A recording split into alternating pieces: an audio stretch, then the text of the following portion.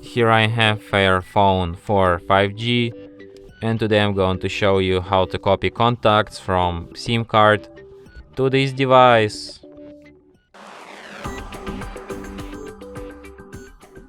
So firstly you should open settings, then you should go to don't open settings, go to contacts, tap skip, then go to this fix and manage section, select import from SIM.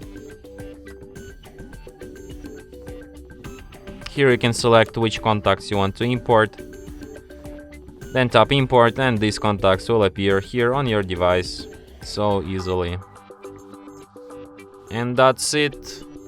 Thanks for watching. If you find this tutorial useful, don't forget to hit that like button and subscribe to our channel.